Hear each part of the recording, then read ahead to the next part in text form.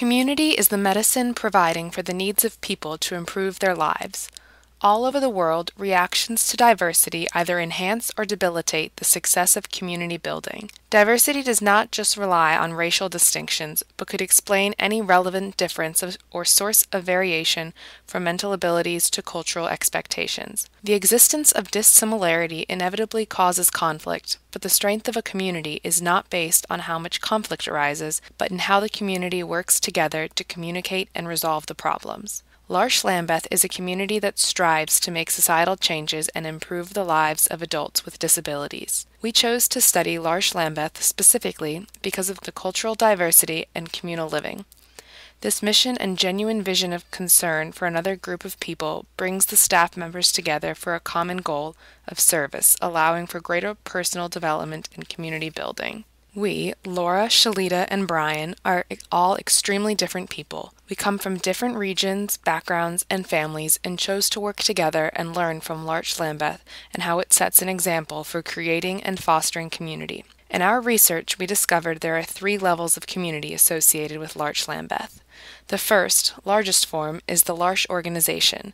The second level is that of L'Arche Lambeth, based in London, and the third and final is comprised of the 5 different houses in the neighborhood within West Dulwich, London: the Dove, the Elmstone, Gothic Lodge, the Vine, and the Sycamore. L'Arche Lambeth is a member of the L'Arche Organization, which is an international federation and a not-for-profit organization. The L'Arche Organization, as a whole, is dedicated to the care of people with intellectual disabilities, or learning disabilities as they are known in the United Kingdom. Based upon its founding, L'Arche strives to be a safe place for people suffering from learning disabilities and also a spiritual haven in this faith-based organization. Today there are 140 member communities throughout the world that make up the International Federation of L'Arche. The communities include more than 5,000 people with and without intellectual disabilities, who share their lives in homes, workshops, and day programs. Each of the existing communities is different from one another, with members from a wide variety of cultures and religions. Every L'Arche community is unique, yet they are united with the common goal of spirituality and human solidarity in mind. The L'Arche Lambeth community in London shares the common goals of the international organization, but each residence develops its own identity based upon the people who live and work there. Each assistant and person with disability is placed in a location that is central to their goals while they are there. In visiting the houses, we immediately were able to sense the different atmospheres within each house and the way that each assistant and person with disability interacted with one another. This house-by-house arrangement allows each person to choose their own involvement and have different experiences while they're at L'Arche Lambeth, as seen through an assistant named John at the Gothic Lodge. When he first arrived at L'Arche Lambeth looking for a community, he was put in the Elmstone. Because of the Elmstone's more individualistic living arrangements, he did not get the deeper feeling of community and opted to switch to Gothic Lodge, where there was a higher sense of communal living that he was looking for.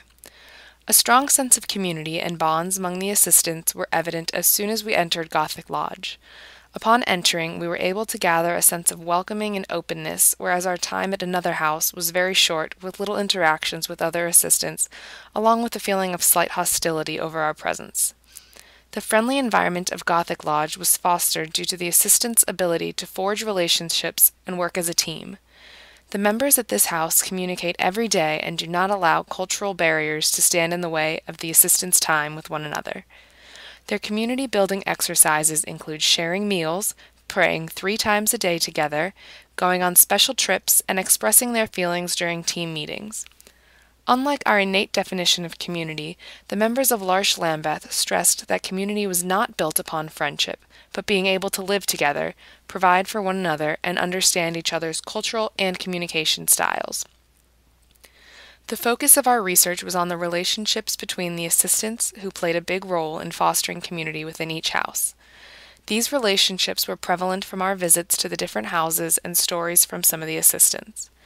We learned from these people that a vital step in becoming a community is for each member to become aware of their own personal values, communication styles, and preconceived notions of others in order to have healthy communication efforts and to prevent disputes. Clear communication among such a diverse group of people was one of the largest problems we encountered at L'Arche Lambeth. In being a community that brings assistants from all over the world and of all religious backgrounds, it can sometimes be hard to come together. Additionally, because of language barriers and different childhood upbringings, each assistant may have a different way of communicating and handling stressful situations. An example of this problem comes from a man that we met during our stay here. From our understanding, he had a tough upbringing, making him release stress in a more angry way, and because of his cultural background, he tended to be more touchy than most people felt comfortable with. The mixture of these two communication styles in one person was off-putting for some other assistants, and he often felt alienated because of this. However, this man learned more about himself and tried to learn about the perspectives of other people he was living with. In doing this, he broke down cultural barriers in order to fix the communication issues he was having. Another example about intercultural communication problems comes from a story about a Swedish assistant.